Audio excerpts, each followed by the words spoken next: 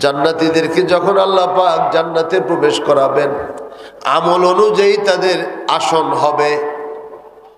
যার যত সুন্দর আমল সে তত কাছে হইতে পারবে, যার যত সুন্দর আখলাক সে তত বেশি সম্মানিত হবে।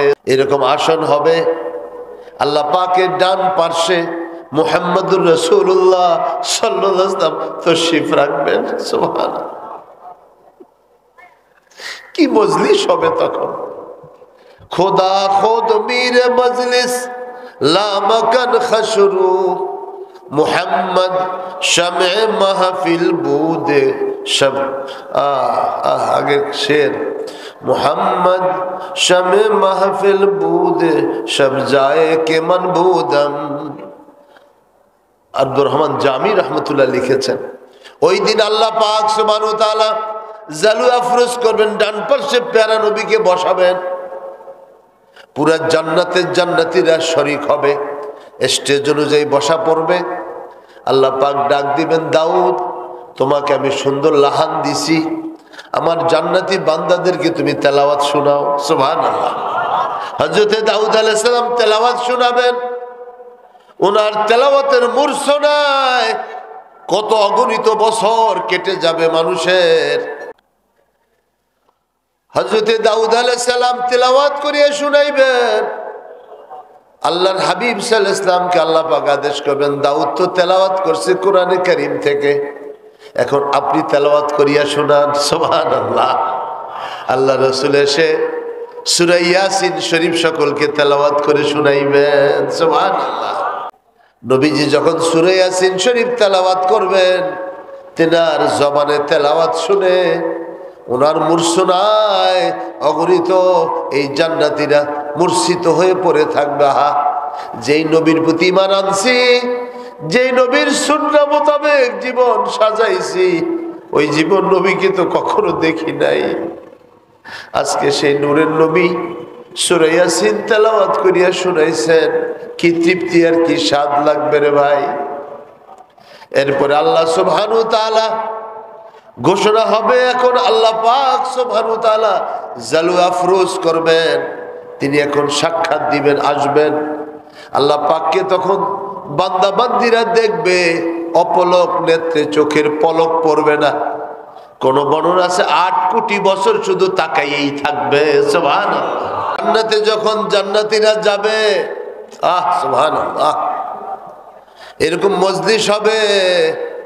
আল্লাহ পাক সুবহানাহু ওয়া তাআলা আজকে দিদার দিবেন, এ আনন্দ জান্নাতীদের দিলে আর ধরবে না। আল্লাহ পাক দিদার দিবেন, এই সংবাদ পুরা জান্নাতের মধ্যে ঘোষণা হয়ে যাবে। যে সকল বান্দা বান্দিরা, পয়গম্বররা, আউলিয়া কেবার সব আজকে হাজির হবে, আল্লাহ পাকের সাথে সাক্ষাৎ হবে। আল্লাহ পাক কোরআনে ইরশাদ করেন, উজুহু ইয়াউমা ইযিন নাযিরা ইলা রাব্বিহা নাযিরা। ওই দিন সব চেহারাগুলো উজ্জ্বল থাকবে। ওই দিন সকলে তার রবের দিকে তাকায়া থাকার কারণে তাদের চেহারাগুলো সবগুলি উজ্জ্বল হয়ে যাবে। সুবহানাল্লাহ। নবীজি বলেন, সাতারাউনা রাব্বাকুম কামা তারাউনা হাযাল কামার। পূর্ণিমার চাঁদ যেমন তোমরা দেখো, জান্নাতের মধ্যে এইরকম আল্লাহ পাককে তোমরা দেখতে পারবে। সুবহানাল্লাহ। এই ঘোষণা হওয়ার পরে জান্নাতীদেরকে যখন আল্লাহ পাক জান্নাতে প্রবেশ করাবেন, আমল অনুযায়ী তাদের আসন হবে। যার যত সুন্দর আমল সে তত কাছে হইতে পারবে, যার যত সুন্দর আখলাক সে তত বেশি সম্মানিত হবে। সুবহানাল্লাহ। এরকম আসন হবে। আল্লাহ পাকের ডান পার্শ্বে মুহাম্মদুর রাসূলুল্লাহ সাল্লাল্লাহু আলাইহি ওয়াসাল্লাম তশরিফ রাখবেন। সুবহানাল্লাহ, কি মজলিস হবে তখন। খোদা খোদ মীর মজলিস লামকান খশরু, মুহাম্মদ শামে মাহফিল বুদে শব। আগে শের, মুহাম্মদ শামে মাহফিল বুদে শব যায় কে মনবুদম। আব্দুর রহমান জামি রহমতুল্লাহ লিখেছেন, ওই দিন আল্লাহ পাক সুবহানাহু ওয়া তাআলা জালু আফরোজ করবেন, ডান পাশে প্যারা নবীকে বসাবেন, পুরা জান্নাতের জান্নাতীরা শরীক হবে, স্টেজ অনুযায়ী বসা পড়বে। আল্লাহ পাক ডাক দিবেন, দাউদ তোমাকে আমি সুন্দর লাহান দিছি, আমার জান্নাতি বান্দাদেরকে তুমি তেলাওয়াত শোনাও। সুবহানাল্লাহ। হযরতে দাউদ আলাইহিস সালাম তেলাওয়াত শোনাবেন। ওনার তেলাওয়াতের মূর্ছনায় কত অগণিত বছর কেটে যাবে মানুষের। আজকে যারা গান কানের মধ্যে দিয়ে শোনো গো, ও জওয়ান তরুণ তরুণীরা শোনো, ওই দিন দাউদ আলাইহিস সালামের লাহানে যদি তেলাওয়াত শুনতে হয়, দুনিয়ার এই সমস্ত বদলাহান বাদ দিতে হবে। যারা কানের মধ্যে গান দেয়, ভিতরে কুফরি আর নেফাকের শাখা পোশাখা জন্মায়, আর যারা কান দিয়া কোরআনের তেলাওয়াত ঢুকায়, ভিতরে ইমানের শাখা পোশাখা জন্মায়। সুবহানাল্লাহ। হযরতে দাউদ আলাইহিস সালাম তেলাওয়াত করিয়া শুনাইবেন। আল্লাহর হাবিব সাল্লাল্লাহু আলাইহি ওয়াসাল্লামকে আল্লাহ পাক আদেশ করবেন, দাউদ তো তেলাওয়াত করছে কোরআনে কারীম থেকে, এখন আপনি তেলাওয়াত করিয়া শোনান। সুবহানাল্লাহ। আল্লাহ রাসূল এসে সূরা ইয়াসিন শরীফ সকলকে তেলাওয়াত করে শুনাইবেন। সুবহানাল্লাহ। আসেনি আমরা এখন তেলাওয়াতকারী। ঘটতে जाते हैं मसाजिद में सफारा दिन ब दिन और घरों में भी तिलावत की सदा आते नहीं। এখন দিন দিন মুসল্লির সংখ্যা কমে যাইতেছে, ঘরের থেকে এখন আর মুরব্বির তেলাওয়াতের আওয়াজ পাওয়া যায় না। এজন্য হযরত রাসূল করিম সাল্লাল্লাহু আলাইহি ওয়াসাল্লাম সূরা ইয়াসিন যখন তেলাওয়াত করবেন, কালবুল কোরআন একবার পড়লে 10 খতম সওয়াব হয়। সুবহানাল্লাহ। মৃত ব্যক্তির কাছে যদি পড়া হয়, মাইয়েতের মৃত্যুর যন্ত্রণা সহজ হয়ে যায়। আল্লাহর হাবিব সাল্লাল্লাহু আলাইহি ওয়াসাল্লাম বলেন, মান কারা সূরা ইয়াসিন কুদিয়াত হাওয়াইজুহু, কেউ যদি সকালবেলায় সূরা ইয়াসিন তেলাওয়াত করে, আল্লাহ তার সব হাজতকে পূর্ণ করে দেয়। সুবহানাল্লাহ। নবীজি যখন সূরা ইয়াসিন শরীফ তেলাওয়াত করবেন, তেনার জবানে তেলাওয়াত শুনে ওনার মূর্ছনায় অগণিত এই জান্নাতীরা মূর্ছিত হয়ে পড়ে থাকবে।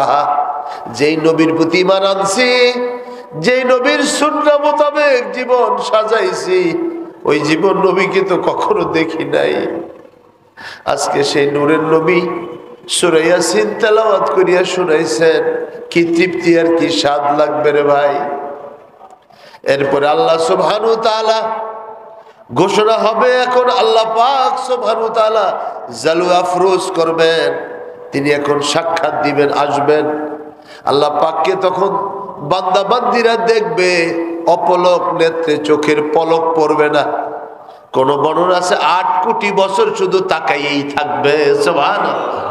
জোরে বলে সুবহানাল্লাহ। আল্লাহ তাআলা যখন সামনে আসবেন পূর্ণিমার চন্দ্রের মতো, আল্লাহ পাক যখন এসে বসবেন, তেনার কুরসি তো দুনিয়ায় সামাই হয় না, তেনার কুরসি তেনাকেও সামাই করতে পারে না। ওয়াসিয়া কুরসিয়ুহুস সামাওয়াতি ওয়াল আরদ, আল্লাহর কুরসি সব কিছুকে বেষ্টন করে আছে। আল্লাহ পাক যখন আসবেন, সমস্ত জান্নাতীরা আল্লাহ পাককে দেখবেন অগণিত বছর। দেখার পরে আল্লাহ তাআলা এবার সকলকে সূরা রহমান তেলাওয়াত করিয়া শুনাইবেন। সুবহানাল্লাহ। সূরা রহমান যখন তেলাওয়াত করবেন আল্লাহ পাক, ফাবিআইয়ি আলা'i রাব্বিকুমা তুকাযযিবান, এই তেলাওয়াত যখন করবেন, বান্দা আল্লাহর জবানে তেলাওয়াত শুনে জান্নাতীরা কত অগণিত বছর কেটে যাবে টেরও করতে পারবে না। আল্লাহ রাব্বুল আলামিন এরপরে প্রত্যেক জান্নাতীর সাথে ব্যক্তিগতভাবে সাক্ষাৎ করবেন, খোঁজ দিবেন, কেমন আছো বান্দা, ভালো আছো, খোঁজ দিবেন আল্লাহ পাক। আলহামদুলিল্লাহ, আল্লাহ আপনার দয়া অনুগ্রহ। বেগাইরে তরজুমানি, হাদিসের ইবারত যে কোনো দোবাসী লাগবে না, দোবাসী ছাড়া আল্লাহ সকলের সাথে কথা বলবেন। সুবহানাল্লাহ। কথা বলার পরে আল্লাহ পাক জিজ্ঞাসা, বান্দা ওই গুনাহটা যে করছো মনে আছে? তো সে বলে, আল্লাহ অবশ্যই আছে, আপনি তো আমাকে ক্ষমা করে দিছেন। হ্যাঁ, ক্ষমা করে দিছি বলেই তো আজকে জান্নাতে আসতে পারছো। সুবহানাল্লাহ। আল্লাহ রাব্বুল আলামিন ঘোষণা দিবেন। সব সময় তো কুয়াশার বৃষ্টি দেখছে, এখন আমেরিকাতে বিভিন্ন প্রদেশের ভিতরে, এখন কিছুদিন আগে শুনলাম ভারতও তুষারপাত হইতেছে। কি তুষার, বরফের বৃষ্টি। দুনিয়াতে আমরা কুয়াশার বৃষ্টি দেখেছি, বরফের বৃষ্টি দেখেছি, খুশবুর বৃষ্টি তো দেখি নাই। দেখছি দুনিয়া এটা হবে না, এটা হবে জান্নাতে। আল্লাহ পাক আজকে বলবেন, আমার জান্নাতের মধ্যে আমাকে দেখা করতে আসছে, আমার সাথে একটা সারপ্লাস তো দিতে হবে, তোমাদের একটা উপহার তো দিতে হবে। উপহার কি? আল্লাহ পাক বলে, আজকে আমি খুশবুর বৃষ্টি দিয়ে দেব, তোমার শরীরে আবাদানের জন্য শরীরে খুশবুদার হয়ে যাবে। সুবহানাল্লাহ। আল্লাহর হাবিব সাল্লাল্লাহু আলাইহি ওয়াসাল্লামের দুনিয়াতে খুশবুদার ছিলেন। কাফের মুশরিকরা বিশ্বাস করতে চাইতো না, এটা কেমনে সম্ভব? এটা সম্ভব, এটা সম্ভব। আল্লাহ তার হাবিব সাল্লাল্লাহু আলাইহি ওয়াসাল্লামের শরীরটাকে খুশবুদার বানায় দিছে। নবীজি যখন কোনো গলি দিয়া যাইতেন, সারা গলির ভিতরে তেনার শরীরের খুশবু লাগিয়া থাকতো। সুবহানাল্লাহ। কাউকে জিজ্ঞাসা করতে হইতো না আমার নবী কোন পথে গেছেন, জিজ্ঞাসা করতে লাগতো না কোন পথে গেছেন। ওই গলির ভিতরে, গাছের ভিতরে, দেওয়ালে, পাথরে নবীজির খুশবু লাগার কারণে আপনা আপনি মানুষ তালাশ করে নবীকে বাইর করে ফেলতো। সুবহানাল্লাহ। নবী যদি কোনো শিশুর মাথায় হাত দিতেন, 100 শিশুর মধ্যে ওই শিশুটাকে চিনা যাইতো। সুবহানাল্লাহ। তার মাথা থেকে খুশবু বাইর হইতে থাকতো। আল্লাহ নবী খুশবুদার, আর ওই খুশবুদার নবীর উম্মতকে আল্লাহ পাক খুশবুর বৃষ্টি দিবেন। সুবহানাল্লাহ। জান্নাতের মধ্যে খুশবুদার বৃষ্টি যখন হবে, প্রত্যেকের শরীরের ভিতরে খুশবুর বৃষ্টির আসর হবে, লাগবে। বাসায় যখন যাবে তখন হুরপরীরা জিজ্ঞাসা করবে, জান্নাতি আল্লাহর বান্দা, এত সুন্দর গ্রাম কোত্থেকে? আমরা আজকে আল্লাহ পাকের সাক্ষাৎ পেয়েছি, আল্লাহ পাকের পক্ষ থেকে হাদিয়া দেওয়া হয়েছে আমাদেরকে খুশবুর বৃষ্টি। সুবহানাল্লাহ। হ্যাঁ, এখন আল্লাহ রাব্বুল আলামিন বলবেন, বান্দারে আসছো এখানে দেখা করার জন্য আমার সাথে, এখন জান্নাতে তো ফিরে যাবে, কিছু তো হাদিয়া বাসায় নিতে হবে।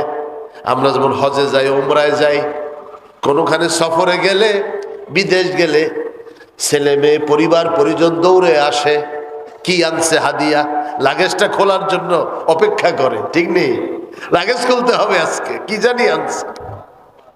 তো লাগেজ খুলিয়া দেখে শ্যাম্পু আনছে, সাবান আনছে, হ্যাঁ, লোশন আনছে, আনে না? না আনে কি না? কম্বল আনছে, এগুলি তো শীতকালে লাগে, এগুলো তখন দেখে তারা। আল্লাহ রাব্বুল আলামিন বলবে, জান্নাতে যখন তোমাদের বাসায় বাড়িতে ফিরবে, আমাকে দেখে সাক্ষাৎ দিয়ে কিছু তো নিয়ে যেতে হবে। আল্লাহ পাক সেখানে জান্নাতের একটা বাজার দিবেন, এই বাজার হবে কোনো বিনিময়বিহীন। সুবহানাল্লাহ। পয়সা লাগবে না, টাকা লাগবে না, টাকাবিহীন। হ্যাঁ, ওই হাদিয়া নিয়ে যাবে, ওইখানে ঢুকবে, যত হাদিয়া মনে চায় সব হাদিয়া তার হুরগেলমানদের জন্য নিয়ে যাবে।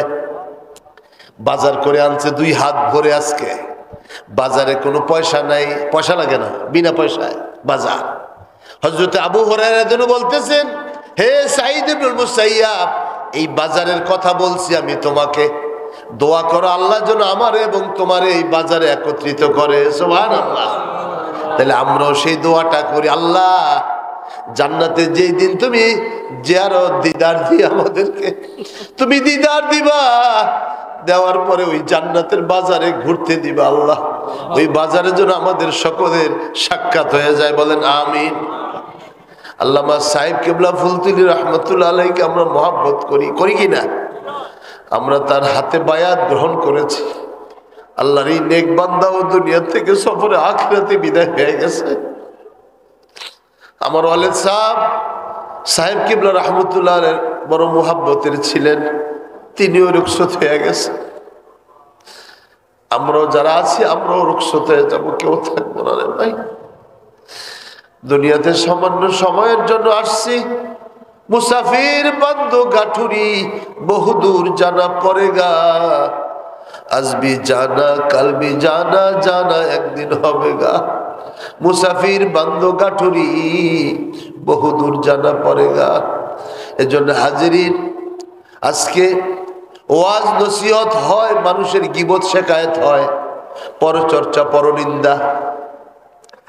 আল্লাহ রসুল সবচেয়ে বড় গুনাহ বলছেন পরচর্চা পরনিন্দাকে। আল্লাহ রসুলের কথার মেসদাকে সত্যায়নে কোরআনের ওই আয়াতকে যদি আমরা স্মরণ করি, আল্লাহ পাক কোরআনে বলেছেন ওয়াইলুল লিকুল্লি হুমাযাতিল লুমাযা, ওই সমস্ত মানুষের জন্য ওয়াইল দোজখ যারা প্রকাশ্য মানুষের দোষ ত্রুটি বয়ান করে, যারা পিছনে দোষ ত্রুটি বয়ান করে, এদের জন্য ওয়াইল দোজখ। এজন্য আজকে 2022 সন বিদায় হয়ে গেছে রে ভাই, 2023 সন শুরু হয়েছে। আমরা এটা শেষ করতে পারবো কিনা আমরা জানি না, কারণ এবছর অনেকেই দুনিয়াতে রুখসত হইয়া যাইতে হবে। কত যুবক কত যুবতী আনন্দ আহ্লাদের সময় কাটাইতেছে, অকাদনুসিজাত আকফানুহু ওয়া হুয়া লা ইয়াদরি, অথচ সে জানে না কোন কোম্পানিতে তার কাপড়ের কাপড় সেলাই হয়ে গেছে। এজন্য আমার ভাইরা বাবাজিরা গো, অনেক কথা শুনি, আমল হওয়া দরকার, আল্লাহর কাছে একটু কান্নাকাটি করা দরকার। চোখের পানি দিন ছাড়লে আল্লাহ খুশি হইয়া যায়। হাদিসের মধ্যে আসছে মান তাযাক্কারা খাতায়া ফাফাদাত আইনা রাদিয়া মিনহুল ইলাহ, যে সকল বান্দা বান্দিরা গুনার কথা স্মরণ করে চোখে পানি ছেড়ে দেয়, আল্লাহ তাদের উপর খুশি হয়ে যায়। সুবহানাল্লাহ। এজন্যে মাহফিলে আসছেন, ওয়াজ মাহফিলে, রাখালগঞ্জের এই মাহফিলে বসে আজকে যে কোনো মুহূর্তে যদি চোখের একটু পানি আসে, গাল বেয়ে বেয়ে পানি পড়তে থাকে, ইয়াকিন করেন আল্লাহ আপনাকে বেগুনা মাসুম করে এখান থেকে নিবেন। বাইরে আনন্দের বহু জায়গা পাবেন, চোখের পানি ফেলার জায়গা পাবেন না রে ভাই। এর জন্য এটাকে মূল্যবান মনে করি, গনিমত মনে করি। আমাকে বলা হয়েছে তাওবা ইস্তিগফারের গুরুত্ব সম্পর্কে বলতে। কোরআনে কারিমে আল্লাহ পাক একটা তাওবার ঘটনা আলোচনা করেছেন। আমরা যদি সেইটা শুনি তাহলে সেখান থেকে আমাদের শিক্ষাটা সুন্দর হবে।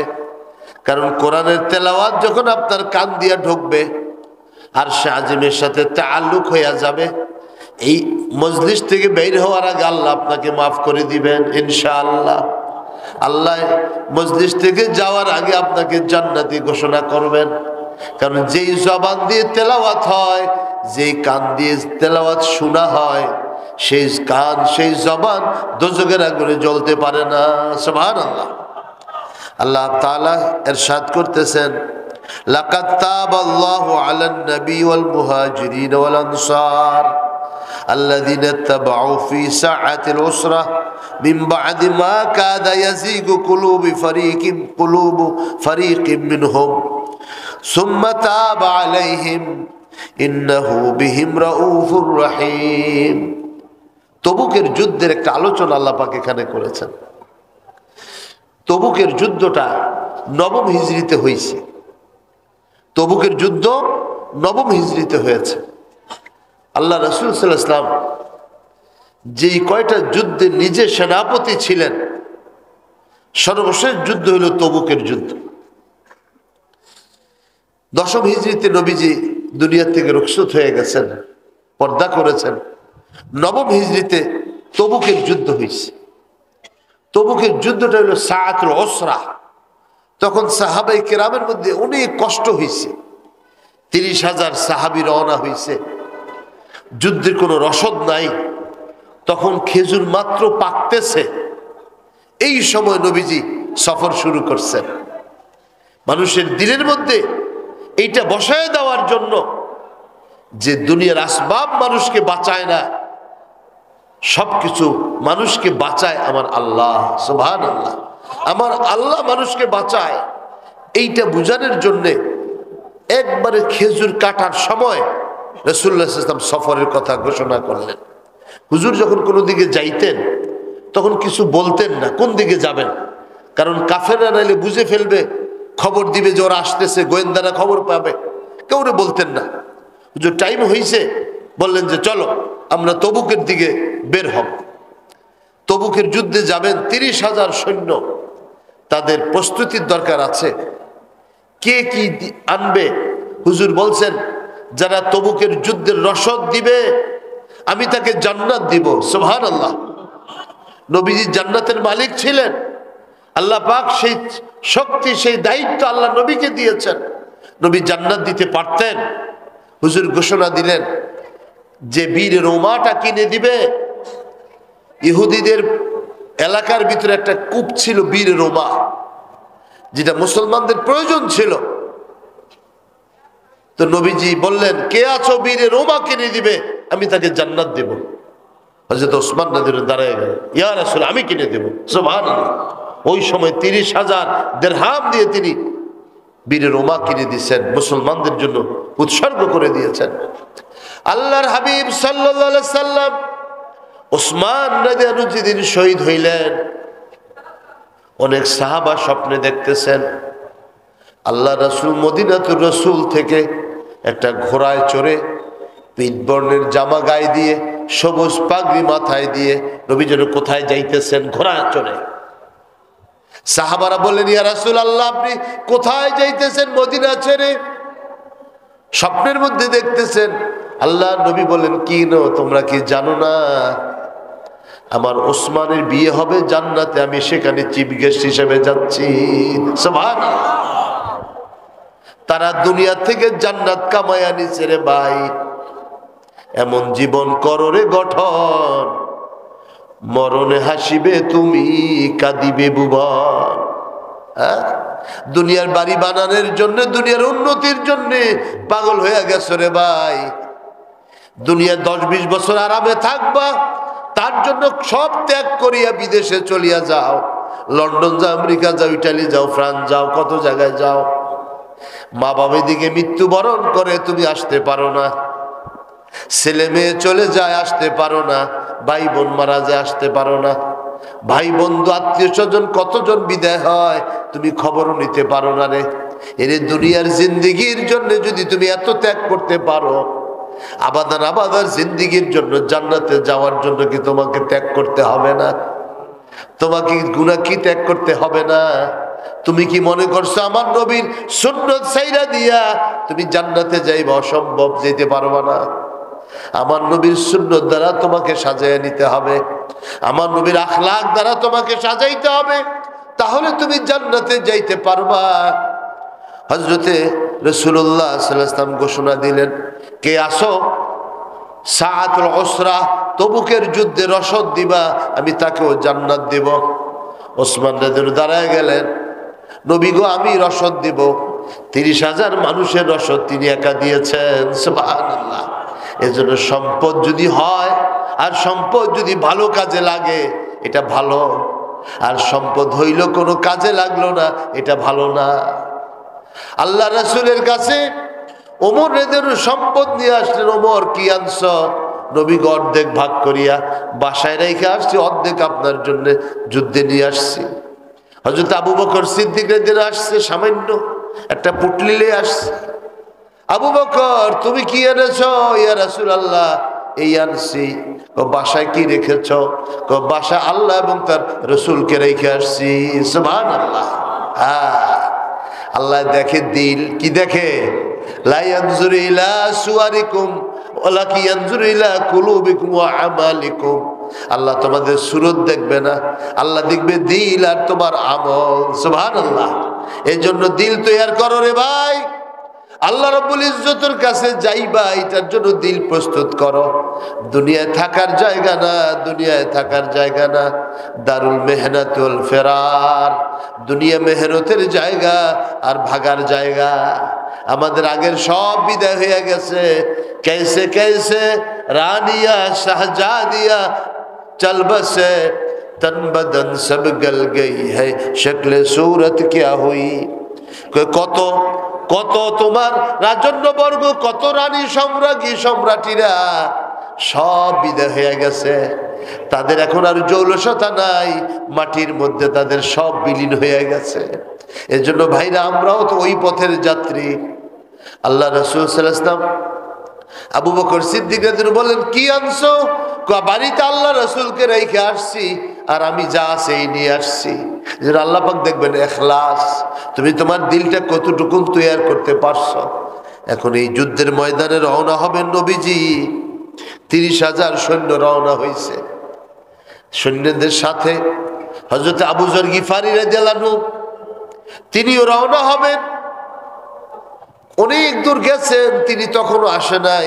একজন এসে বললেন, আবু যর হুজুর আসে নাই। কারা কারা আসে নাই সেটা হুজুরের কানে দেওয়া হয়েছে।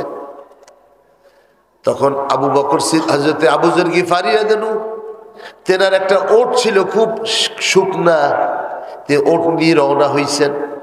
পথিমধ্যে ওটটা হাঁটতে পারে না, ওটটাকে রেখে তিনি হাইটা রওনা হয়েছেন। আল্লাহ রাসূল বলতেছেন, আবু যর কি আসছে? কয়, হুজুর আসেন না এখনো। অনেক পরে দেখা গেল একজন আসতেছে হাইটা। নবীজি বলতেছেন, সব সাহাবারা হাজির হুজুর, কে যেন হাইটা আসতেছে। নবীজি বলেন, কোন আবু যাররিন? সেটা আবু যর হবে। সুবহানাল্লাহ, আবু যর হবে, আবু যর হবে। কারণ যার মধ্যে কল্যাণ আছে সে নবীর কাছে আসবেই, যার মধ্যে কল্যাণ আছে সে মোহাব্বতের সম্পর্ক রাখবেই, যার মধ্যে কল্যাণ আছে সে আল্লাহওয়ালাদের সাথী হবেই। সুবহানাল্লাহ। আবু যর গিফারি রাদিয়াল্লাহু আনহু তিনি আসতেছেন। নবী বলেন, আবু যর একা আসে, আবু যর একাই কবরে যাবে, একাই হাসরের ময়দানে উঠবে। সুবহানাল্লাহ। যেই বছর আবু যর গিফারি রাদিয়াল্লাহু আনহু ইন্তেকাল করেন, ওসমান রাদিয়াল্লাহু আনহু শাহাদাতের বছর, তিনি রাবজাতে তখন থাকতেন। আবু যর গিফারি রাবজার মধ্যে চলে গেছেন, সেখানে থাকতেন তিনি। ইন্তেকাল হওয়ার পরে আবু যর গিফারির ইন্তেকাল হয়েছে। তখন আব্দুল ইবনে মাসউদ রাদিয়াল্লাহু ওই সফর দিয়ে ওই দিক দিয়ে হজে আসতেছিলেন। তিনি তখন ওই ঘটনা বয়ান করলেন জানাজা করে, যে আল্লাহ রাসূল বলছেন তবুকের যুদ্ধে আবু যর একা চলে, একা কবরে আসবে, একা হাসরে উঠবে। আজকে আবু যর গিফারি জাহান আপনার কবরের সফরে রওনা হয়েছেন, একা তিনি দেখলেন। ওই ঘটনা বয়ান যখন করছেন, সাহাবায়ে কেরাম সব তন্ময় হয়ে কথাগুলো শুনেছেন। হাজিরিন, তবুকের যুদ্ধে আল্লাহ নবী রওনা হয়েছেন 30,000 সৈন্য সাথে। পথিমধ্যে কতটুকুন গেছেন, এখন তো আর খাবার, কত খাবার দিবেন? 30,000 লোক। খাবার দিতে দিতে খেজুর শেষ হয়ে গেছে। সাহাবারা বলেন যে আমাদের প্রথম তো 1 মুঠ খেজুর দিছে সারাদিনে, পরে সারাদিনে একটা খেজুর দিছে, শেষ পর্যন্ত কোনো খেজুর নাই, কিছু নাই। আমরা তখন খেজুরের বিচিগুলি পকেটের মধ্যে রাখিয়া দিছি, ওই খেজুরের বিচি চুষিয়া চুষিয়া তবু গিয়া পড়ছি। সুবহানাল্লাহ। আল্লাহ এর মধ্যে আমাদের রেজেক দিছে। তবুকের যুদ্ধ থেকে ফিরে আসার পরে যারা আল্লাহ নবীর সাথে যায় নাই, মুনাফেক যারা, তারা এসে বয়ান শুরু করলো, হুজুর আমি তো যেতে চাইছি হুজুর, আমার ওটটাই মাত্র বিয়ান শুরু করছিল, বিয়াইব, বাচ্চা দিবে, এই জন্য যাইতে পারি না হুজুর। আচ্ছা আচ্ছা ঠিক আছে যাও। মুনাফেক তো হুজুর তো জানে, চেহারা দেখলে তো বুঝতে পারে খাঁটি কোনটা অখাঁটি কোনটা। আর হুজুর যাইতে তো চাইছি হুজুর, খুবই খেয়াল ছিল, তাইলে গেল না কেন? যাই না হুজুর, আমার বিবি সাহেবের শরীর একটু খারাপ ছিল। আচ্ছা ঠিক আছে। মুনাফেক হুজুর তারও কি করছে, যাও যাও ঠিক আছে। এরকম 70-80 জন সকলের বায়াত নিয়ে নিছে হুজুর আমার। মুনাফেক তো। খাঁটি লোকের হিসাব ভিন্ন, অখাঁটি লোকের হিসাব ভিন্ন মিয়া। এই জন্য খাঁটি হওয়ার দরকার বেশি এখন। সমাজে অখাঁটির সংখ্যা বেশি এখন, লৌকিকতার বেশি এখন। লৌকিকতার জিনিস ভালো না, আসল জিনিস হও। হযরতে কাব বিন মালিক রাদিয়াল্লাহু আনহু, হেলাল ইবনে উমাইয়া, মুরারা ইবনে রবি, 3 সাহাবী, 3 জন তারা খাঁটি সাহাবী, তাদের মধ্যে কোনো নিখুঁত তারা। ওই 3 জন যায় নাই তবুকের যুদ্ধে, তারা আল্লাহর নবীর কাছে আসছে। হযরতে কাব বিন মালিক বলেন, আমার কোনো অসুবিধা ছিল না, প্রস্তুতি নেওয়ার জন্য আমার 2টা ভালো ভালো ওট ছিল, আমি ওই ওটে করে যাব খেয়াল করেছি, কিন্তু কেন যেন আমার প্রস্তুতি হয় নাই। আল্লাহ নবীর ফাঁকে রওনা হয়ে গেছেন। তখন আমি খেয়াল করলাম আমার তো ভালো ওট আছে দৌড়ে যে নবীজিকে ধরে ফেলবো। এরকম করে করে আমারও কোনো প্রস্তুতি আর হইল না। দেখতে দেখতে 1 মাস হয়ে গেছে, সংবাদ পাইলাম নবী এখন ফিরে আসতেছেন, নবীজি ফিরে আসতেছেন। এই সংবাদ পাওয়ার পরে দিলের ভিতরে কামড় দিয়ে ধরল। এখন কি করব? মনের মধ্যে অনেক কিছু সাজাইলাম, নবী আসলে এই কথা বলবো, ওই কথা বলবো, মুনাফিকরা যেমন সাজাইছে এরকম আমিও খেয়াল করছি বলবো। এখন নবীজি যখন মদিনা শরীফ তশরিফ রাখলেন, ঘটনা খুব সংক্ষেপ পড়তেছে। মদিনা শরীফ যখন নবীজি তশরিফ রাখলেন, মদিনা মুনাওয়ারায় নবীজি মসজিদে আগে এসে তশরিফ রাখতেন, এটা আদব। সফরে কোথাও গেলে আগে মসজিদ থেকে সফর শুরু করবা, মসজিদে এসে শেষ করবা। নবীজি সফর করছেন মসজিদ থেকে, আবার ঘুরে মসজিদে যখন নবীজি আসলেন, আসার পরে এখন নবীর সামনে মুনাফিকরা আসছে। আসিয়া তারা এক এক কথা বলা শুরু করছে। নবী বলছে, যা ঠিক আছে, বায়াত নিয়ে নিলাম তোমাদের, যাও।